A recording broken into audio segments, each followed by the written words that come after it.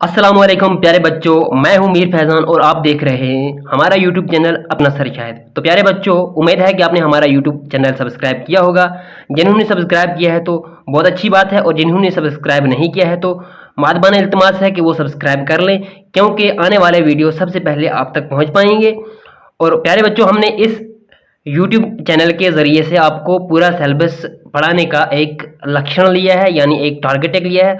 और आप हमारे यूट्यूब चैनल को सब्सक्राइब करें ताकि आने वाले वीडियो जल्द से जल्द आप तक पहुंच पाएँ और इन वीडियो से आप भरपूर फ़ायदा उठा सकें। तो चलो आज का लेक्चर हम शुरू करते हैं। आज का लेक्चर है पुष्करनाथ पे। पुष्करनाथ श्रीनगर के मोहल्ला बटैयार में 31 मई 1932 ईस्वी को पैदा हुए। पुष्करनाथ जो थे वो श्रीनगर के एक महल्ला जिसका नाम बटैयारा था, यहाँ में पैदा हुए, ठीक है, बटैयार में। और उनकी पैदाइश है 31 मई 1932। बीए करने के बाद सरकारी मुलाजमत अख्तियार की और एक मुद्दत तक अकाउंटेंट जनरल के दफ्तर से मुंसलिक रहे। उन्होंने बीए किया, यानी कि बैचलर्स इन आर्ट्स किया। उसके बाद सरकारी मुलाजमत यानी गवर्नमेंट जॉब उन्होंने अख्तियार किया, और कई टाइम मुद्दत यानी काफ़ी लंबे अरसे तक उन्होंने अकाउंटेंट जनरल की हैसियत से दफ्तर में काम किया। दफ्तर किससे कहते हैं? ऑफिस से। उम्र का ज़्यादा हिस्सा जम्मू में गुजारा, और इन्होंने ज़्यादा उम्र का जो हिस्सा था वो जम्मू में गुजारा, यानी इनकी ज़्यादा एज जो थी इन्होंने जम्मू में ही गुजारी। पुष्करनाथ हमारी रियासत और बैरून रियासत के अदबी खलकों में अच्छी तरह मुतारिफ हैं। अगर पुष्करनाथ की बात करें तो एक तो अपनी रियासत में वो जाने माने जाते थे। इसके अलावा अगर हम देखते हैं बैरून रियासत यानी जो बाहरी रियासत हैं, जो दूसरे स्टेट्स हैं, उन स्टेट्स में भी इनका काफ़ी सारा अदबी हलकों की वजह से मुतारफ़ है, ठीक है। यानी कि इनका तारुफ किससे कहते हैं? जान पहचान बाहरी दूसरी रियासतों में इनकी बहुत सारी है, ठीक है। मुतारफ़ हो गया, जान पहचान होना।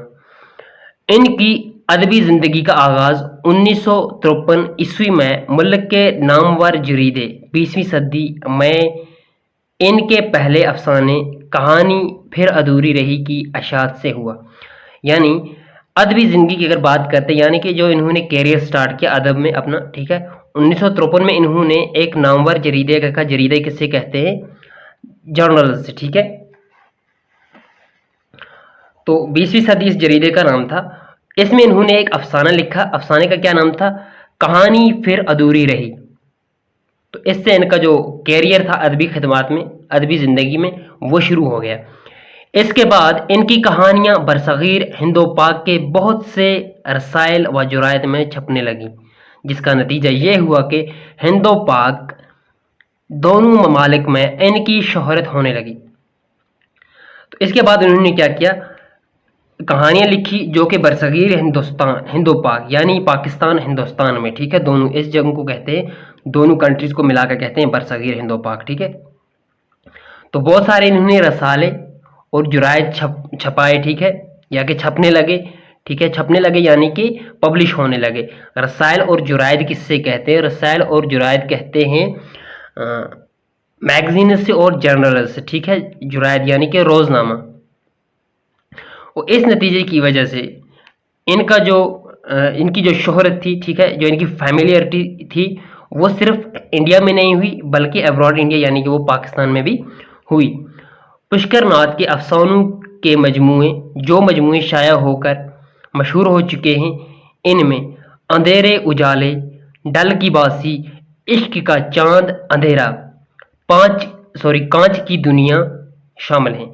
यानी पुष्करनाथ के बहुत सारे अफसाने जो थे, इन्होंने बहुत सारे अफसाने लिखे थे, ठीक है।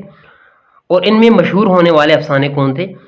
अंधेरे उजाले, डल के बासी, इश्क का चांद अंधेरा और कांच की दुनिया, ये इसके मशहूर अफसाने थे, ठीक है।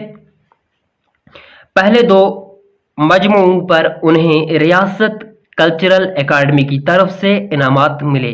पहले दो जो मजमूए हैं यानी कि अंधेरे उजाले, डल का बासी, इस पर इनको कल्चरल एकेडमी, असल में ये एकेडमी है, ये अकादमी लिखा गया है, ठीक है, की तरफ से इनको इनामात से नवाजा गया, ठीक है, यानी प्रेजेंट्स मिले।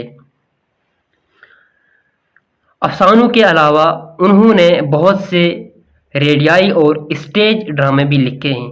یعنی افسانوں کے علاوہ اگر بات کرتے ہیں پشکر ناتھ نے کیا کام کیے ہیں، انہوں نے ریڈیائی کس سے کہتے ہیں، وہ ڈرامے جو ریڈیو پر نشر کیے جائیں، ٹھیک ہے، اور اسٹیج پر نشر کیے جائیں، وہ ڈرامے بھی انہوں نے لکھے. ان ڈراموں کو بھی وقتاً فوقتاً اعزازات سے نوازا گیا، اور جو ڈرامے ریڈیائی اور اسٹیج ڈرامے تھے ان کو بھی اعزازات سے نوازا گیا. ٹھیک ہے، وقتاً فوقتاً یعنی وتھ ٹائم. فنی اعتبار سے پشکر ناتھ کی کہانیاں اور ڈرامے یہ ثبوت فراہم کرتے ہیں کہ وہ افسانے اور ڈرامے کے فن کی نزاکتوں سے واقف ہیں.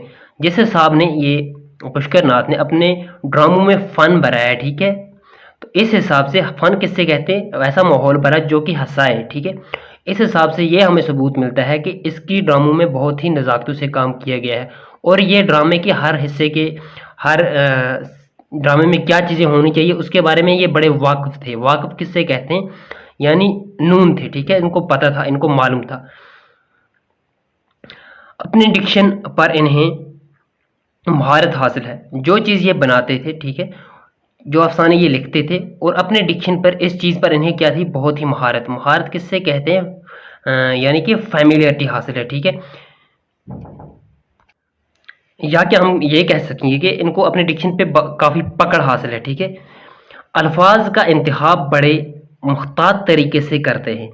الفاظ یعنی جب یہ لکھتے تھے تو بڑے احتیاط سے لکھتے تھے. ٹھیک ہے، محتاط طریقے سے لکھتے تھے. ٹھیک ہے، جو ردم ہوتی تھی الفاظوں کی وہ ایک دم ٹھیک ٹھاک ہوتی تھی. ٹھیک ہے، اس میں کوئی تذبذب یعنی پریشانی والی بات نہیں تھی. ٹھیک ہے، یہ غلط ہونے کا کوئی ایسا کوئی گنجائش ہی نہیں رہتی تھی.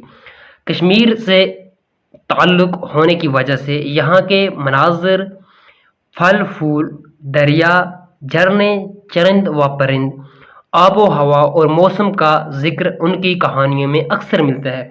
چونکہ ان کا جو تعلق تھا، یہ کشمیر سے ان کا تعلق تھا، تو اس کی وجہ سے، کیونکہ ہم نے دیکھا پہلے ہی کہ ان کی برتھ سری نگر میں ہوئی ہے. ٹھیک ہے، تو اس وجہ سے انہوں نے کیا کیا ہے، جو بھی انہوں نے اپنے افسانوں میں مناظر رکھے ہیں اس میں انہوں نے پھل پھول، دریاؤں، جھرنے، چرندوں و پرندوں، آب و ہوا اور موسم کا ذکر اس حساب سے کیا ہے کہ وہ کشمیر سے ریلیٹڈ چیزیں بھری ہوئی ہیں. ٹھیک ہے، اور کشمیر کے ریلیٹڈ اکثر جو بھی اس کی کہانیاں ہیں کشمیر کے ان چیزوں کا، یعنی کشمیر کا موسم جو ہے اس کے بارے میں لکھا گیا ہے، جھرنوں کا، چرندوں کا، پرندوں کا، آب و ہوا کا، پھل پھول کا. ٹھیک ہے، پشکر ناتھ کی کہانیوں سے کشمیر کے دکھ درد کو سمجھنے میں بہت مدد ملتی ہے. پشکر ناتھ نے جو کہانیاں لکھی ہیں ان کہانیوں کے ذریعے سے، یعنی جو کشمیر کی پبلک، جو کشمیر کے لوگ سفر ہو رہے ہیں، ٹھیک ہے، پریشانیوں میں مبتلا ہے، ان کے دکھ درد کو سمجھنے میں بہت ساری مدد ملتی ہے. ٹھیک ہے، پشکر ناتھ جموں میں انتقال کر گئے، اور پشکر ناتھ جو تھے انہوں نے انتقال جموں میں کیا. ٹھیک ہے، تو اس طرح سے ہمارا جو یہ نوٹ ہم نے شروع کیا تھا یہ مکمل ہو جاتا ہے یہاں پر. ٹھیک ہے، اگلے ویڈیو میں ہم کوئی اور ٹاپک لے کے آئیں گے. تب تک کے لیے خدا حافظ.